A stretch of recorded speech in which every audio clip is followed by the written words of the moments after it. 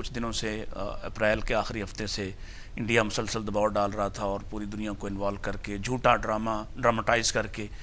پھر ہم پہ خود ہی ہم جتنے پاکستانی حکومت جس طرح سے تعاون کرنے کی بات کی، پوری دنیا کو انوالو کیا کہ آپ تحقیقات کیجئے اور ہم تعاون کرنے کے لیے تیار ہیں، لیکن چونکہ وہ ایک جھوٹ تھا اور جھوٹا ڈرامہ تھا، لہذا اس جھوٹ کو ثابت کرنے کے لیے جان بوجھ کے حملہ کیا گیا اور حملہ بھی آبادیوں کے اندر کیا گیا ہے اور بالخصوص مساجد کو نشانہ بنایا گیا ہے۔ یہ ایک خوفناک بات ہے، ظاہر ہے پینک کی ایک صورتحال ہے۔ میں آج لاہور میں آیا ہوں تو خوف کی ایک فضا بھی موجود ہے۔ ان حالات میں ہمیں کیا کرنا چاہیے، خاص اس حوالے سے کہ اللہ کے رسول صلی اللہ علیہ وسلم کا یہ فرمان لا تتمنوا لقاء العدو، اس کو سامنے رکھتے ہوئے میں چاہوں گا کہ آپ ہماری رہنمائی فرمائیں ہمارے ناظرین کی کہ ہمیں ان حالات میں کیا رویہ اختیار کرنا چاہیے۔ بسم اللہ الرحمن الرحیم۔ دیکھیں جو جنگ ہوتی ہے نا، یہ مذاق نہیں ہوتی، اور ہم دیکھ رہے ہیں کہ گزشتہ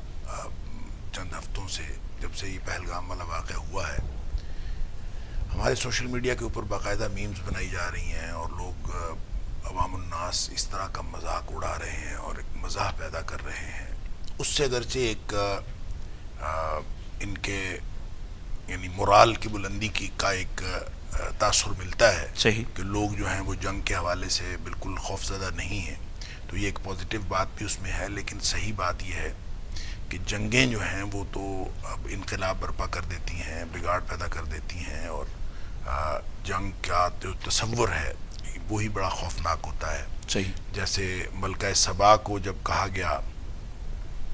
کہ حضرت سلیمان علیہ السلام نے جب خط لکھا تو اس کے جو ارکان دولت تھے ملکہ سبا کے، انہوں نے کہا ہمارے پاس طاقت بھی ہے اور ہم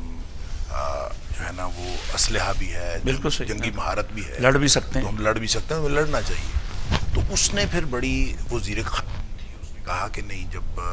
جنگ ہوتی ہے نا تو حالات بڑے خراب ہو جاتے ہیں، اور جو کوئی حملہ آور ہوتے ہیں انویڈرز تو افسدوہا، وہ بالکل وہ تیا پانچا کر کے رکھ دیتے ہیں، لہٰذا یہ نہیں کرنا چاہیے۔ تو اس نے پھر وہ جنگ سے پہلو تہی سے کام لیا، اور بہرحال وہ اینڈ آف دا ڈے وہ اس کے لیے بہتر بھی ہوا۔ تو بہرحال جنگ سے بچنا چاہیے، اور پھر نبی کریم صلی اللہ علیہ وآلہ وسلم کا یہ جو فرمان ہے یہ تو حرف آخر ہے کہ لا تتمنوا لقاء العدو، کبھی بھی دشمن کے ساتھ آمنا سامنا ہونے کی تمنا نہ کیجیے۔ اس کی ایک اور وجہ بھی ہے کہ اسلام کے اندر جو جنگ ہے یہ اسلام کی پالیسی نہیں ہے۔ ٹھیک ہے، اسلام کی پالیسی ہے جنگ کی تیاری، بالکل جنگ صحیح۔ کی تیاری رکھنا اسلام کی پالیسی ہے، جنگ کرنا اسلام کی یہ پالیسی بڑی نہیں۔ مختلف بات آپ نے ارشاد فرمائی کہ اسلام کی پالیسی جنگ کرنا نہیں ہے جنگ کرنا نہیں، بلکہ جنگی تیاری کرنا جنگ کی ہے۔ تیاری رکھنا ہے، اور جنگ کی تیاری اس لیے رکھنی ہے کہ ایسے دشمن چاہے وہ انٹرنل ہوں اور چاہے وہ ایکسٹرنل ہوں، جی جی، جو معاشرے کے اندر فساد کا باعث بنتے ہیں، ٹھیک ہے، وہ ڈر کے اور بدک کے بیٹھے رہیں۔ ترہبون بہ عدو اللہ وعدوکم، ٹھیک۔ اس لیے تیاری رکھنی ہے کہ تاکہ وہ لوگ جو ہیں وہ اس طرح سے حملہ آور نہ ہوں اور یا کسی کے اوپر ظلم نہ کریں یا کسی بھی طرح کا فساد برپا نہ کریں۔ اگر کسی بھی طرح کا فساد برپا ہوتا ہے انٹرنلی ایکسٹرنلی، اب دیکھیں نا قرآن حکیم کے اندر 3 مقامات ایسے ہیں جو ویسے تو جہاد کے بہت سارے قرآن حکیم کے اندر احکامات ہیں، لیکن 3 مقامات ایسے ہیں جو مقامات فرضیت ہیں، جس پہ یوں کہہ لیجئے کہ قتال فرض ہوتا ہے، قتال فرض ہو جائے گا۔ اور اس میں ایک